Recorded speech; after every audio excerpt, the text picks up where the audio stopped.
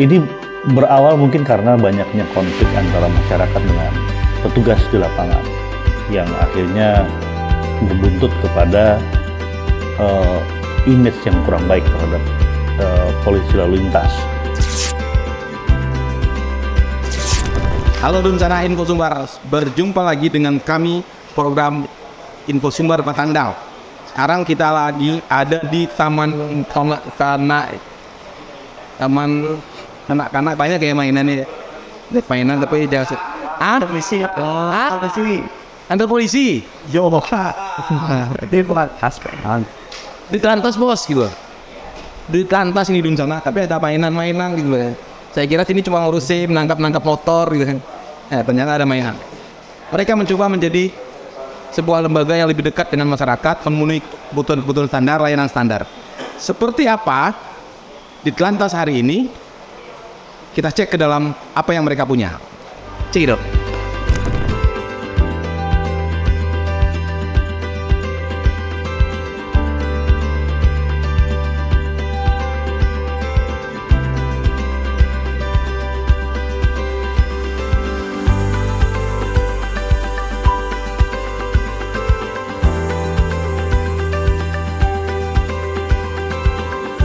Jadi Dunsana Info Sumbar, sekarang kita cek apa yang ada di dalam. Kita tanya sama yang punya. Siapa yang punya? Ya.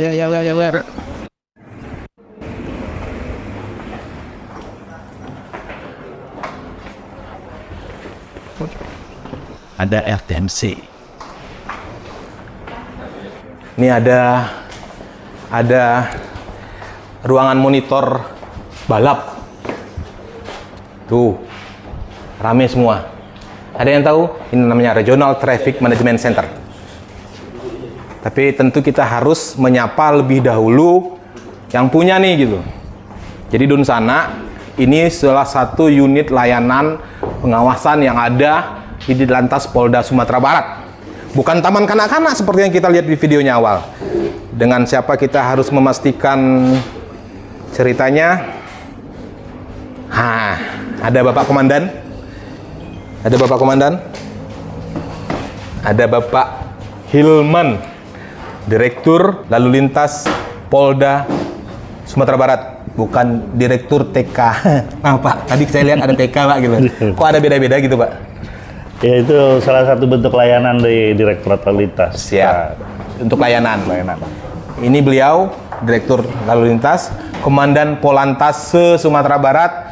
Jadi yang ada yang nakal-nakal bolehlah colek-colek beliau nanti ya. Pak Dir nih, saya teman Pak Dir gitu kan gitu. Oke, Pak Dir. Ya. Selamat siang Pak Dir. Selamat siang. Sehat Pak Dir. Sapa dulu. Halo Dunsana Info Sumbar. Halo Dunsana Info Sumbar. Kita bicara banyak nih Pak. Ya. Kita lagi di mana nih Pak? Mungkin Bapak bisa jelaskan ini. Baik teman-teman semua Dunsana, kita lagi di RTMC, Regional Traffic Management Center. Ini seperti yang terlihat di layar ini, kita di sini personil-personil yang bertugas di sini itu melaksanakan pemantauan. Ini Mbak Polwan ini yang ada di sini bertugas untuk memantau arus lalu lintas dengan menggunakan aplikasi Google Map dan CCTV. Apabila terjadi kemacetan yang terjadi di CCTV ataupun di Google Map, ruas jalan apa saja yang terjadi langsung diinformasikan kepada petugas yang ada di jajaran Polres itu oleh mereka. Mbak-mbaknya. Mungkin bisa dicontohkan Mbak Dira, mana yang lagi macet itu sekarang? kalau yang lagi ntar ngabar yang macet itu pakai SMS Pak? Enggak, dia pakai HT. Jadi HT kita ini sekarang se-Sumatera Barat tembus semua. Tembus Pak? Tembus. Sampai ke pelosok Palangki sana Pak? Yang penting masih ada sinyal internetnya. Gitu ya? Iya. Oh, iya. Hati-hati nih kalau ada ketemu sinyal bisa lain-lain ceritanya. Yang penting ada sinyal internetnya gitu loh. Ini lagi macet di mana nih, Dira? Ada. Yuk kita lihat nih. Ada terpantau kemacetan sepanjang 350 meter di Jalan Raya Padang Bukit Tinggi, tepatnya di Padang Panjang, Silayang. Kami akan mencoba untuk memonitor lewat HT. Merapi 12.0 piket RTMC.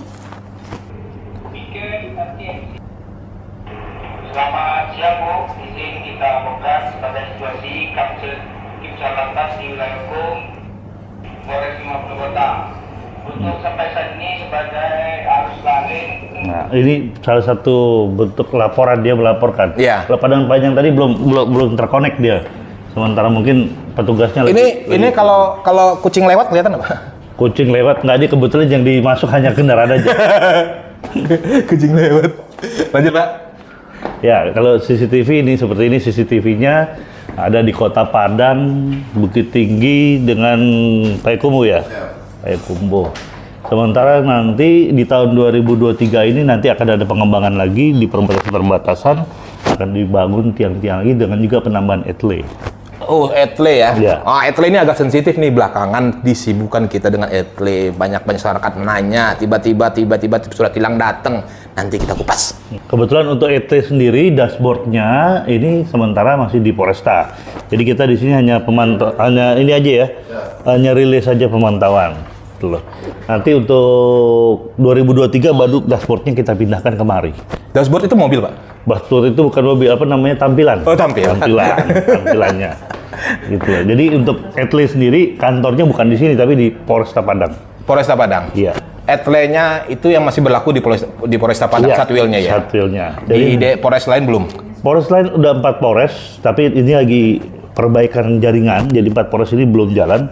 Bukit Tinggi, Padang Pariaman, Pesel, sama Padang Panjang. Oh, Ya, jadi pengendara, pengguna lalu lintas yang ada di 4 wilayah tersebut, ya jangan salah, nanti kira-kira nanti tiba-tiba suratnya datang, seperti yang banyak-banyak di iklan, tiba-tiba lagi berdua sama siapa gitu di mobilnya. Gawat. Karena sekarang kan etle-nya bukan hanya pakai tiang, tapi pakai handphone. Pakai handphone? Iya.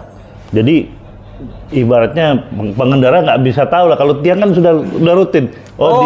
Di simpang sini ada tiang etle-nya itu loh. Kalau handphone siapa tahu ada personil kita lagi di sebelah kanannya, dia nggak tahu. Mobile ya? Mobile. Bebas bergerak.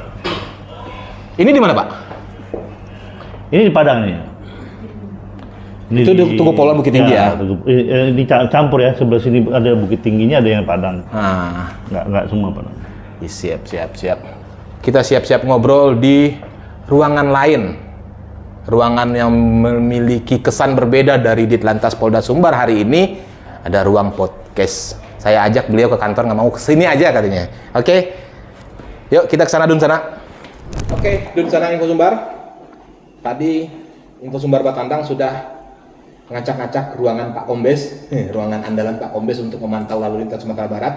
Sekarang Dun sana Info Sumbar, kita pastikan dengan sosok yang memang berkompeten untuk bicara soal lalu lintas Sumatera Barat. Mereka, kalau sebagian publik Sumatera Barat mungkin Pak Dirlantas ini bukan orang baru di Sumatera Barat.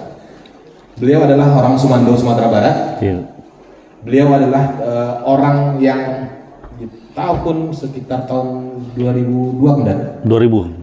Mulai 2000. Ya. Tahun 2000 beliau sudah bertugas di Sumatera Barat sebagai seorang pamapta di Polresta saat itu ya. Iya. Waktu itu masih komandannya masih AKBP ya. Masih AKBP. Dan beliau pernah menjadi Kasat Lantas di Polres Payakumbuh. Dan akhirnya entah apa yang membawa anginnya kembali, entah angin Merapi yang membawa dia balik ke Sumatera Barat, akhirnya kita ketemu lagi. Gimana Pak Dir, sehat? Sehat, alhamdulillah. Tadi kan kita tuh obok-obokan itu Pak, RTMC gitu. Iya. Dan sampai kita bicara tadi Bapak nyebut-nyebut soal etle gitu. Nah, kemarin sempat berlaku etle, kemudian sekarang dikembangkan, manual ditiarapkan, kemudian muncul lagi. Bapak jelaskan sedikit soal etle supaya publik makin jernih melihatnya gitu. Baik, saya jelaskan.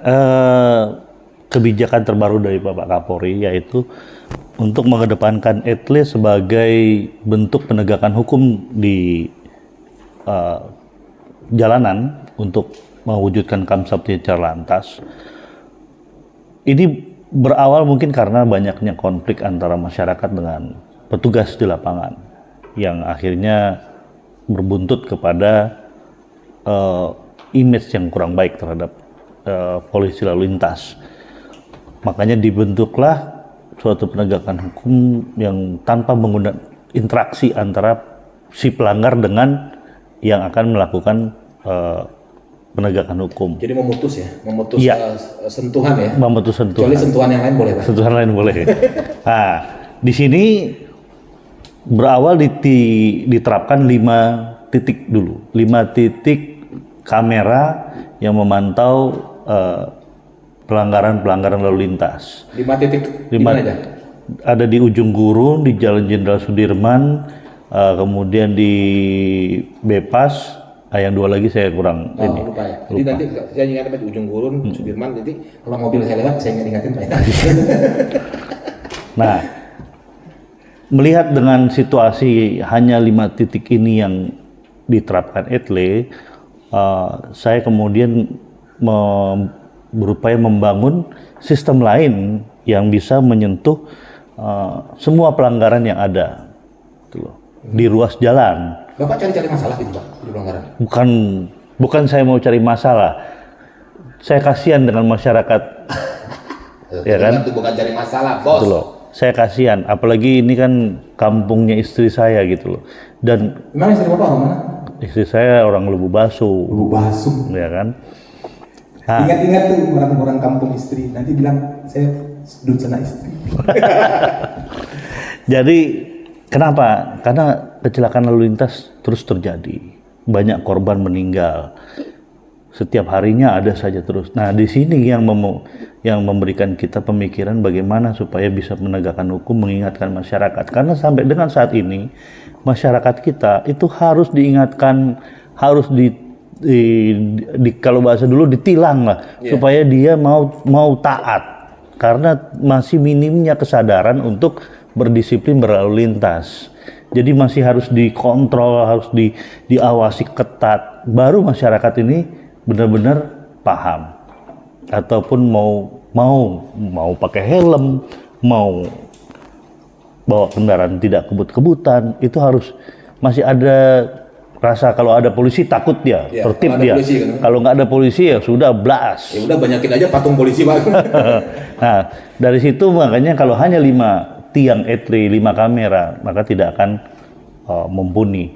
Akhirnya kita bentuklah satu sistem dengan menggunakan kamera handheld, yaitu bagaimana ETLE ini bisa dikemas lebih simpel, yaitu menggunakan kamera handphone saja yang kita berikan kepada petugas-petugas, sehingga ini bisa dibawa kemana-mana. Jadi dia bisa mobile, terserah petugasnya pada saat dia bertugas di simpang mana ataupun di ruas jalan mana, apabila dia melihat pelanggaran yang kasat mata, dia bisa langsung mengcapture dan langsung bisa upload ke sistem ETLE. Nah, seperti itu kira-kira.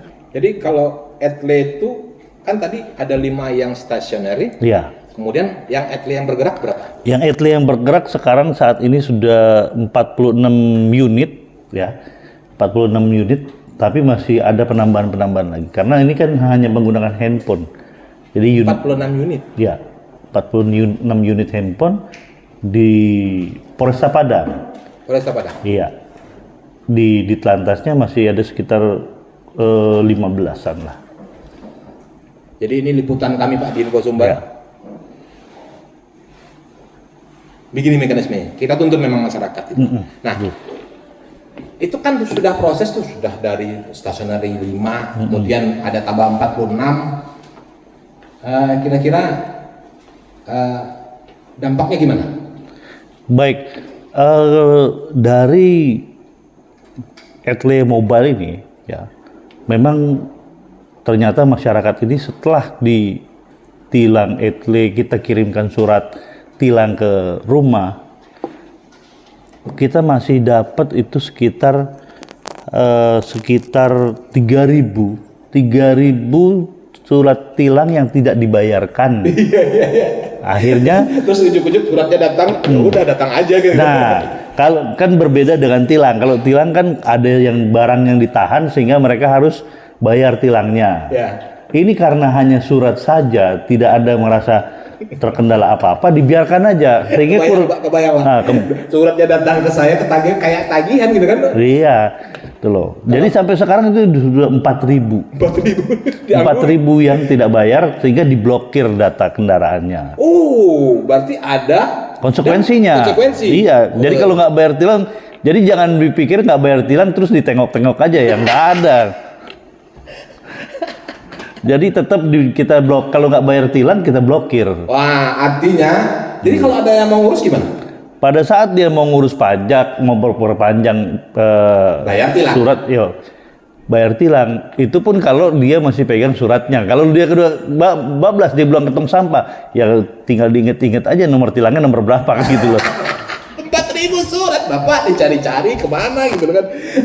Oke, terus responnya gimana waktu itu? Jadi mungkin di awal saya merasa ini mungkin kurang pemahaman terkait bagaimana mekanisme pembayaran di BRI. Jadi bank yang ditunjuk itu sementara kan hanya satu, yaitu BRI. Iya. Nah, BRI sudah kita perintahkan untuk memberikan sosialisasi. Iya. Sampai mereka pun sudah bikin loket di BRI. Kemudian juga ada Brivia. Iya, itu salah satu pelayanan pembayaran tilang.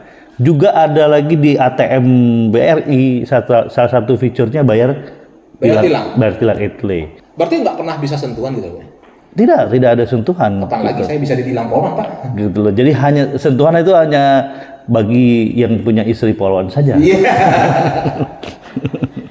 Gitu loh. Nah, ini ternyata sudah kita lakukan sosialisasi pembayaran ya. Sampai sekarang masih belum sepenuhnya masyarakat yang membayarkan tilangnya itu sendiri. Oke, kita sampaikan pesan kepada masyarakat, jangan sampai surat tilangnya hilang. Ya. Jangan sampai lupa bayar. Ujuk-ujuk nanti pas giliran membayar ada persoalan ribet lagi gitu. Jadi mungkin kesannya ini polisi lalu lintas lagi ngirim surat cinta gitu kan, terus ditolak kan gitu. Nggak bisa bayar. Oke.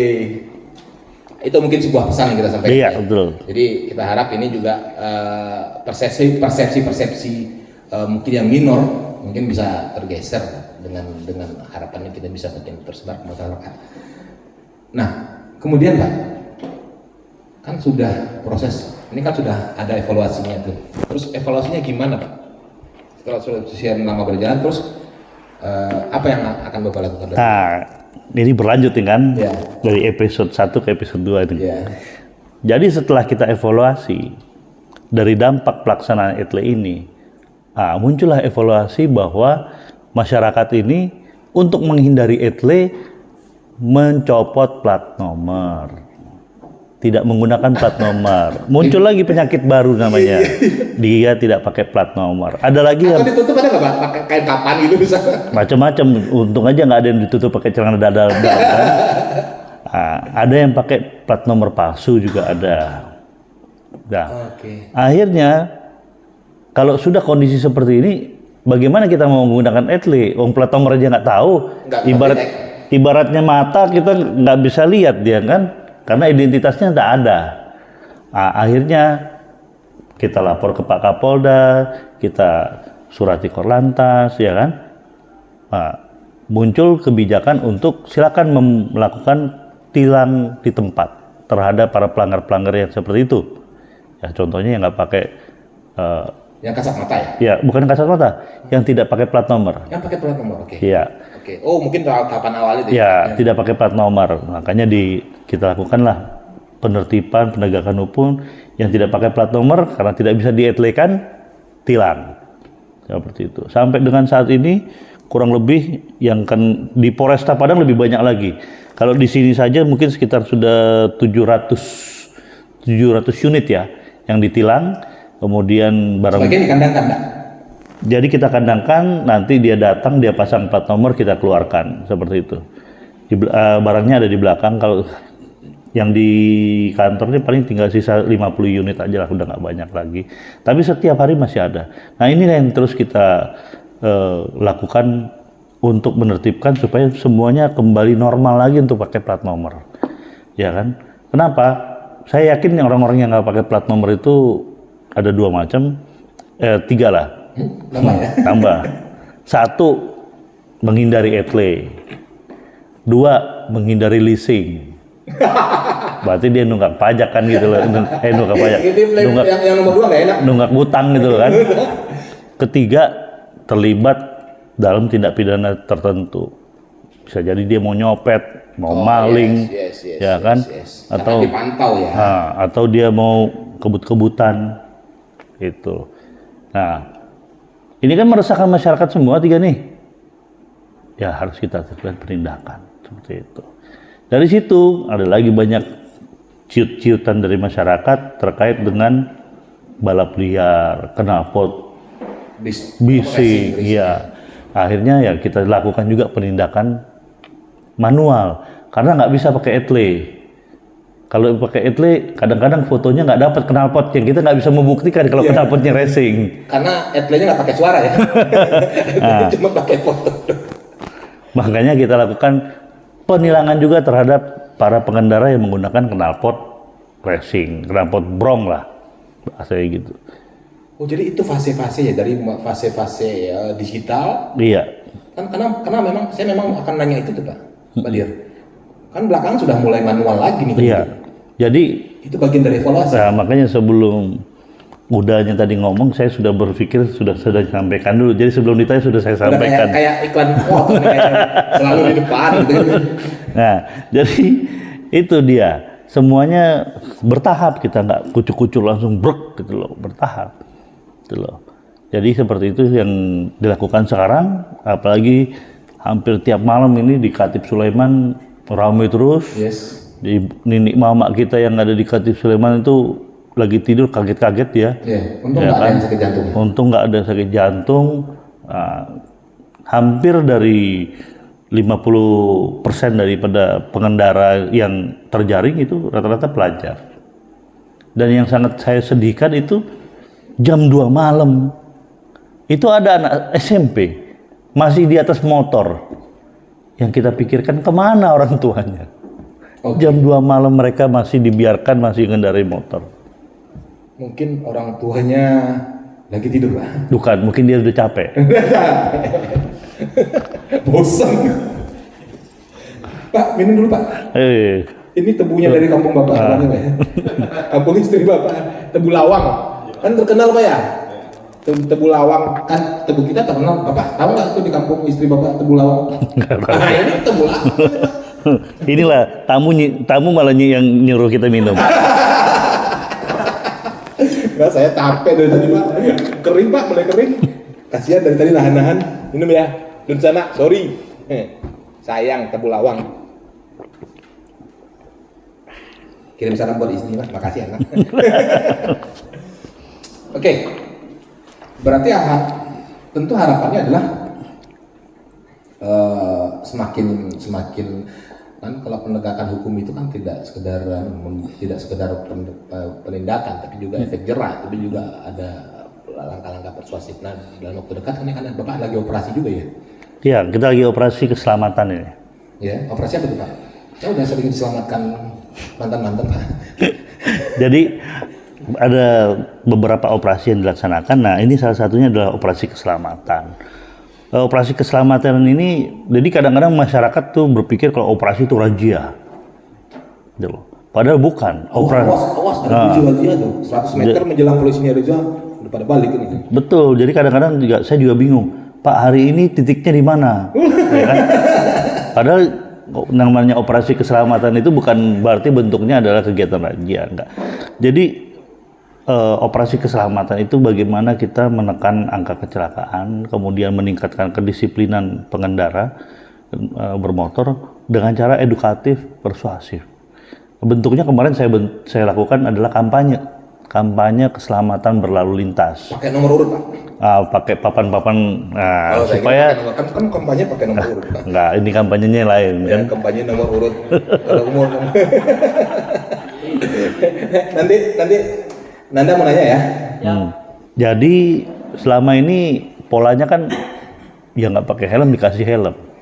Kalau kita beda, kita mengapresiasi masyarakat yang sudah tertib. Jadi yang tertib kita kasih hadiah, yang tidak tertib di jalan kita tegur. Nah kemudian juga kemarin. Kalau kita tegur gimana Pak? Iya. Ya enggak, kita tegur, kita catat nomornya. Jangan-jangan atau sebaliknya yang nggak pakai helm dikasih helm, terus yang udah pakai helm dikasih bonus satu lagi misalnya kan. Masalahnya gini, kalau yang nggak pakai helm saya kasih helm, nanti kita kena tegur sama tukang helm. Iya, jadi jualan. Gitu loh.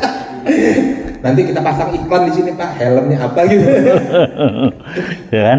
Nah, kemudian selama ini jarang sekali masyarakat kita itu apa namanya betul-betul memahami kondisi kendaraannya. Kalau belum rusak belum dibawa ke bengkel. Belum berasap. Nah, belum berasap. Pokoknya kalau belum masih bisa jalan hajar terus kan gitu. Ada yang merasap. Nah, kemarin itu kita gelar juga, kita bawa teknisi untuk mencek kondisi kendaraannya. Sampai bawain montir gitu ya? Iya. Ya itu kan bentuk-bentuk. Bapak kurang kerjaan ya? Ya ini kan karena bantuan teman-teman semua gitu loh. Jadi kendaraannya layak nggak untuk jalan? Kalau tidak layak, rekomendasi teknisinya apa? Kenapa? Hampir rata-rata kecelakaan-kecelakaan yang terjadi itu karena kendaraan sudah tidak layak lagi, tidak layak jalan. Banyak kejadian seperti yang ada kejadian di Padang Panjang, remnya blong. Itu yang muatan tinggi, muatan besar. Nah, kenapa? Dia sudah bawa muatannya berlebih, kemudian pemeliharaannya mungkin tidak baik, sehingga remnya tidak mampu untuk mengatasi penurunan yang tajam. Gitu loh. Tapi kalau si pemilik kendaraan itu betul-betul memelihara kendaraannya dengan baik, tidak akan terjadi korban jiwa seperti ini. Dan kita kan biasanya nyalakan pengemudi terus, supir. Kalau ada kecelakaan yang kita salahkan supir. Nah, ini polanya sudah kita mulai rubah juga. Jadi yang salah bukan hanya supir, tapi si pemilik perusahaan juga harus ikut terlibat apabila ada kecelakaan yang melibatkan kendaraan-kendaraan perusahaan. Karena supir ini kan tugasnya bawa mobil. Iya, nekan gas, injak rem. Betul. Masalah mobilnya dirawat atau enggak, yang punya duit kan bosnya. Iya. Nah, seperti itu. Jadi kalau bosnya pelit nggak mau melihara kendaraannya, ada kecelakaan, bosnya pun ikut masuk ke dalam penjara. Ada nomor handphone bosnya nggak, Pak? Nah, itu belum. Nah, itu berarti memang operasi keselamatan berlalu lintas. Mulai ada 2 poin yang saya tangkap. Tadi ada poinnya persuasif, kemudian ada poinnya mungkin saya pikir porsinya lebih ya. Saya sampai nyiapin montir gitu loh. Itu publik kaget nggak? Beberapa kaget karena mungkin dianggap ini hal baru gitu loh. Ya bagi kami senang. Kenapa? Karena teman-teman di luar Polri pun ibaratnya ternyata masih antusias untuk membantu. Teman-teman dari dealer, dari Jasara Harja, stakeholder dari Bapenda itu ikut turun juga, bukan cuma kita. Oke. Berarti tanggapan mereka apa yang kita lakukan ini betul-betul apa namanya ya? Direspon. Ya kami juga merespon Pak. Kami membuat liputan. Oh iya. Jangan memberikan sosialisasi kepada wartawan kami Pak. Nah itu tujuannya bukan apa lain. Angka kecelakaan yang terjadi rata-rata korban jiwanya itu remaja.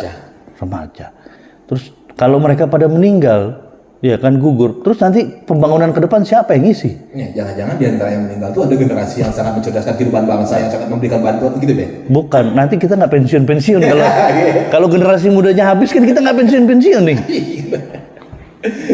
Oke. Berarti memang responnya luar biasa, menarik seperti itu. Sampai kapan Pak operasinya? Baik, operasi bukan razia ya, bukan razia. Bukan razia. Jadi operasi ini terakhir nanti tanggal 20. Tanggal 20 ya? Ya, 20. Tapi kalau memang ada pelanggaran tetap ditindak gitu. Ya, kalau ada pelanggaran ditindak. Tetap seperti itu. Iya. Baik. Lo ada yang nanya nggak? Ada. Ah, tuh ada nanya tuh. Pak, sorry Pak, ini agak kita bikin tricky gimana? Boleh. Ini Pak, tadi kan soal muatan berlebih. Kita tahu ada namanya odol, overloading. Itu gimana sih penerapannya Pak? Karena sampai sekarang apakah itu jalan di timbangan mobil atau tidak jalan, sampai kejadian yang beberapa kali baru mungkin di kilo 9 kita tahu ada truk juga yang kejadian. Baik. Jadi odol Pak, over dimensi, overloading, ya. Barang balabiah. Betul. Sekarang bahasa kerennya odol, ya kan?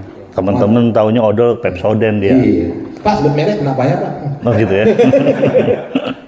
Baik, untuk odol sendiri ya, over dimensi, overloading itu kita terapkan tilang manual atau tilang di tempat, bukan etle. Bukan etle. Karena etle nggak bisa nimbang, Bos. Betul, Pak. Dia kan. Tantangan itu, Pak. Etle yang bisa nimbang. Jadi kalau hasil foto, kalau difoto sama etle, ya betul. Dia bawa truknya lengkap, spionnya semuanya, plat nomor semua lengkap. Lampusan hidup. Nah, lampunya. Terus di mana salah saya, Pak, kata dia. Nah, makanya kita lakukan penilangan di tempat. Apalagi terakhir-terakhir ini rata-rata yang terlibat kecelakaan adalah angkutan barang. Gitu loh, angkutan barang. Kembali lagi kepada saya sampaikan pemeliharaannya, karena dia tidak terpelihara dengan baik, akhirnya remnya bermasalah, kemudian muatannya berlebih, akhirnya terjadi seperti itu. Ini kan semua terjadi kenapa? Karena si pengusaha ini mau cari untung, dengan sekali trip mau bawa barang yang lebih, gitu loh, kira-kira. Itu diproses nggak? Proses, semua kita proses seperti itu. Di orang yang terlibat langsung itu kan polisi. Yang terlibat langsung itu kan si pengemudi. Iya. Terus yang pengusahanya Bapak panggil? Pengusahanya terlibatkan. Dilibatkan. Bukan saya yang manggil, Kasat Lantas. Oh, Kasat Lantas, ya betul. Jajaran Bapak gitu kan. Untung nggak kakor lantas, Pak. Gitu loh. Jadi di segi kompetensi SIM sendiri pun kita melakukan penguatan. Contoh gini, untuk angkutan barang ini kan harus peningkatan golongan SIM. Yes. Ya. B2 umum. B1, B2 gitu kan. B1, B2. Nah, di kita kan peningkatan golongannya di sini. Ini benar-benar kita lakukan sortir. Jadi kita tidak seperti transaksional. Ada duit lo bisa dapat nih peningkatan golongan, bisa naik SIM lo gitu loh. Nggak ada. Kenapa? Kalau saya seperti itu, berarti Bapak meloloskan mau. Berarti saya menambah jumlah kecelakaan. Nah, sarana salah satunya untuk memberikan edukasi bagi mereka, kita buka lah. Zaman sekarang ini kan lagi tren bimbel. Ya, bimbel ya. Nah, kita buka juga bimbel. Bimbel. Ya? Jadi bagi mereka-mereka yang nggak lulus dalam tes di sini, boleh ikut bimbel. Ataupun mungkin belum ikut tes, dia ikut bimbel dulu boleh. Gitu. Free kita, no payment, nggak bayar. Udah banyak yang gratis kan, Pak? Sekarang bukan, ini kan salah satu inovasi. salah satu inovasi supaya nambah pahala. Iya, Pak.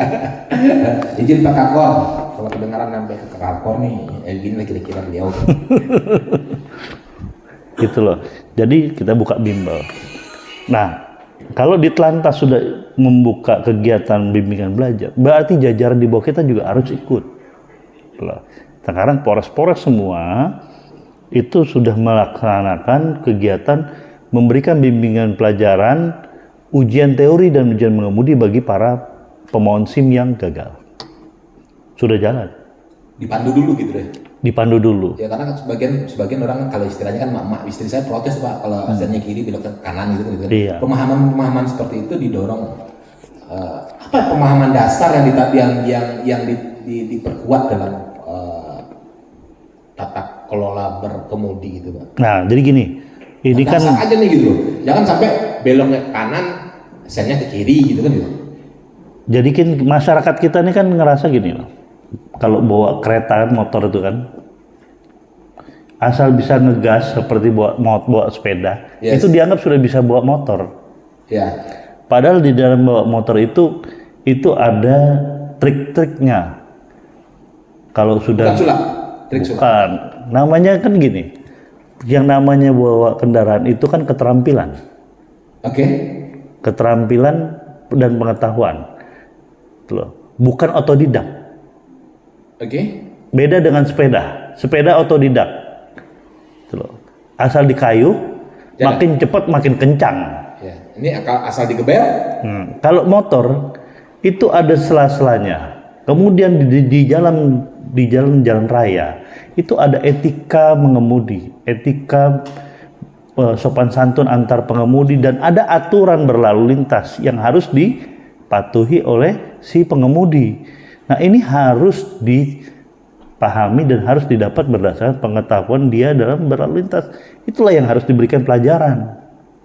Karena misalkan dia otodidak, nggak laku itu sekolah mengemudi. Kenapa ada sekolah mengemudi sekarang?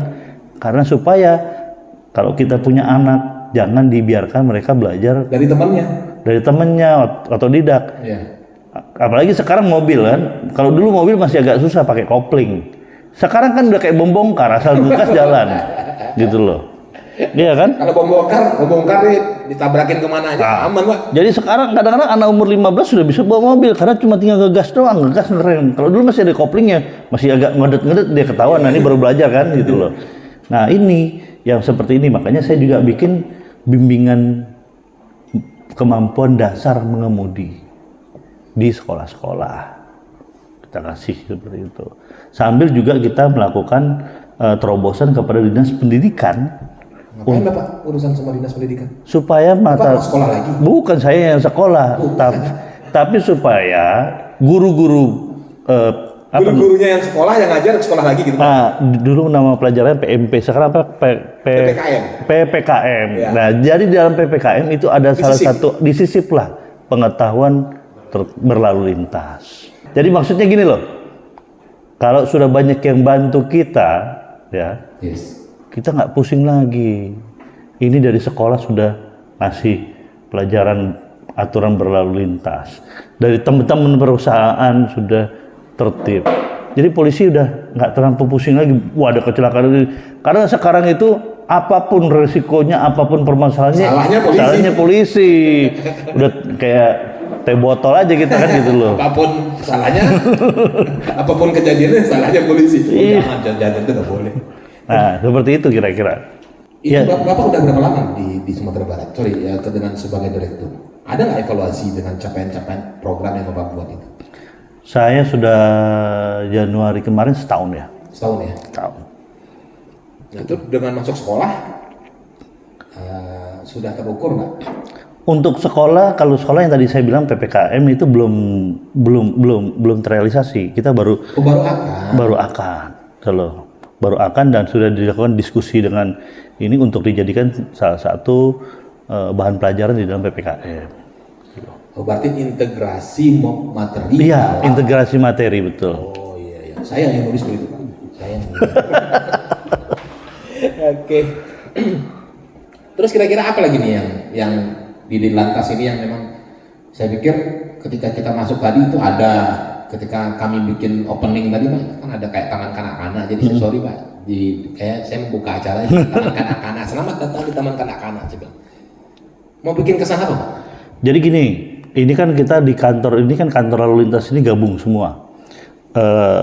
Selain kantor Ditlantas, juga kantor pelayanan publiknya BPKB, pelayanan SKUKP untuk peningkatan golongan SIM. Nah, di dalam pelayanan publik ini kita harus ada ruang pelayanan yang orientasinya untuk memberikan pelayanan untuk bagi orang tua yang bawa anak. Jadi masyarakat yang bawa anak itu nggak usah sibuk dia gendong anaknya, bunda mandi, bunda. Lagi ketesip terus anaknya digendong gitu kan? Biarin aja anaknya main di situ kan udah. Iya. Kita udah ada tempatnya. Jadi kita berupaya di pelayanan publik kita ini itu ramah anak, ramah kepada masyarakat rentan. Dan Disabilitas juga, masyarakat rentan dan disabilitas. Jadi misalkan kayak ada ibu-ibu nyusuin kan nggak enak kalau nyusuin depan kita, set aja kelihatan. Pakai tutup, pakai apa gitu kan. Nanti Kasih ruangan. om-omnya kalau bisa di slow motion lagi, ya kan biar tek gitu. Nah, kita siapkan, ada ruangannya, ruangan menyusui, gitu loh. Juga bukan hanya itu aja, masyarakat yang komplain pun kita siapkan ruangannya, gitu loh. Jadi kita tidak mau. Jangan-jangan mereka komplain malah bapak marahin balik pun yang komplain lah.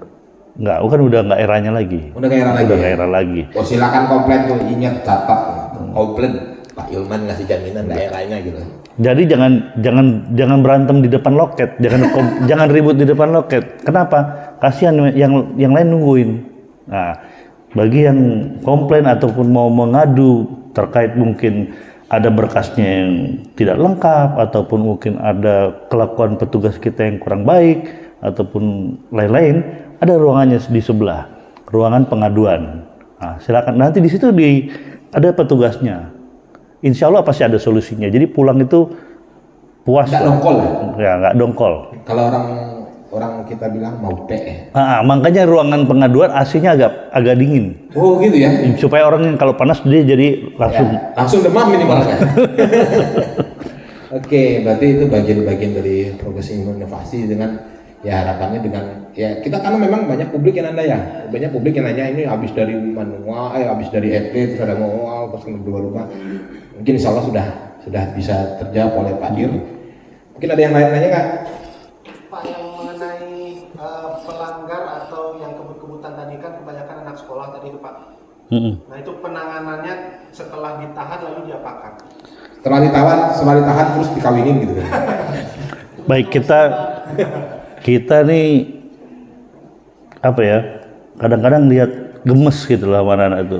Gemes cubit. Oh, cubit ya. Kalau makanya sekarang kalau dapat dicubit aja pipinya itu kan. Kalau hanya ditilang-tilang saja, efek jerahnya kurang. Kita sudah lihat beberapa contoh ditilang mereka disuruh ikut sidang, ya kan?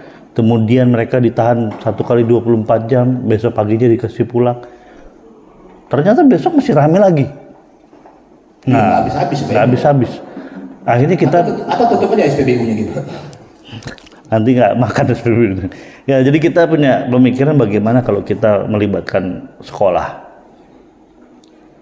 Nah, caranya melibatkan sekolah nanti pada saat pengambilan kendaraan,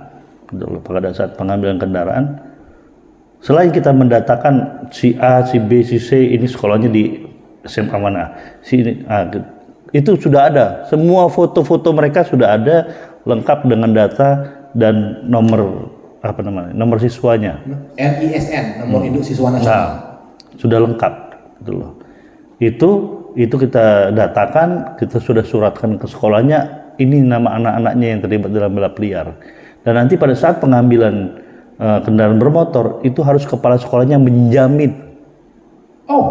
Menjamin. Jadi ada suratnya kepala sekolah menjamin bahwa si Abdul ini tidak akan melakukan balap liar lagi sehingga bermohon kepada petugas untuk dapat dikeluarkan kendaraannya. Itu loh. Sampai urusan kepala sekolah. Sampai karena apa? Karena ini kan akhlak nih. Ini bukan lagi ini dibilang ya kenakalan ya nakal, memang nakal, pelanggaran ya pelanggaran. Ini kan akhlak. Supaya gimana? Supaya orang tua dan sekolah ikut bertanggung jawab memperbaiki ini semua. Kalau hanya dilimpahkan ke polisi aja nggak selesai, gitu loh. Tapi artinya Bapak sedang berusaha, jajaran Polantas sedang berusaha untuk membuat sebuah sistem yang sustainable, saling berkelanjutan dengan semua pihak terkait. Baik, iya. Bagusnya besok dengan Pak Jokowi aja langsung. Nah, bagi yang sudah tamat sekolah, ya, kalau dia tidak kuliah, kita catat KTP-nya dan ke depan dimasukkan ke dalam sistem SKCK. Wow. Jadi nanti pada saat dia mau kerja ngambil SKCK, di SKCK-nya keren, ditulis di situ catatan kepolisian. 5 kali ditilang. Yang bersangkutan terlibat balap liar. Gitu loh. Jadi misalkan mau dikasih kerjaan. Itu udah jalan, Pak? Ya, ini akan segera kita terapkan untuk ke depan. Nah, mumpung diterapkan, Pak ya. Saya kasih bocoran, untung ada kami. Kalau mau dia ngomong, untung ada info sumber banyak. Untung ada Pak Ditlantas yang menyiapkan tempat untuk ngobrol-ngobrol. Jadi, sustainable system yang sedang dibangun oleh Ditlantas memang mendorong kita harus berpikir ulang untuk urak-urakan di jalan. Iya. Karena ini menyangkut masa depan loh, Pak. Iya. Ya terserah, pokoknya catatannya Anda pernah balap liar. Nggak jadi diterima perusahaan itu gitu kan, betul. Oh nikah mah kalau ujung-ujungnya dikasih mobil perusahaannya, dibawa balap liar Pak, bakatnya balap liar Pak. Nah itulah makanya saya berharap dari sini ada efek deterrence mereka untuk tidak lagi mengulangi perbuatan yang sama. balap liar itu berefek kepada catatan kepolisian yang akan dibawa sampai berikutnya ketika Anda tamat sekolah, tamat kuliah. Sekali lagi saya sampaikan, akan terbawa setelah Anda mencari kerja, tamat sekolah, tamat kuliah. Betul. Ya. Nanti dia punya cita-cita begitu tamat sekolah mau masuk polisi lagi kan. Pernah balap liar. Nah, belum baru nyampe di loket depan udah ditolak. Ih, Bapak kejam ya. Oke, saya pikir menarik ya Pak ya, karena poinnya sebenarnya persuasif ya, tidak sekedar represif deh. Ya makanya kan nangkapnya kan kita persuasif. Iya makanya gitu kan, ngambil begitu kan. Ya, kalau mau dalam tanda kutip nakal aja gitu kan. Catatan seumur hidup bos gitu. Seumur hidup nyari kerja, giliran masuk polisi, aduh. Pikir-pikir lagi untuk balap liar kawan-kawan. Bukan kawan-kawan, saya udah saya merasa masih berasa 17 loh Pak. Jadi pikirkan lagi kepada adik-adik untuk benar-benar balap liar, karena masa depanmu bukan di Jalan Khatib Sulaiman, bukan di Jalan Aru, bukan di Jalan Bypass, tapi masa depanmu ada di depan sana, harapan orang tua. Iya betul. Itu ya Pak ya? Iya betul. Sekali-sekali nanti kalau Bapak ceramah bawa saya Pak. Saya motivator yang di mana gitu, apakah saya pakai sertifikat Pak?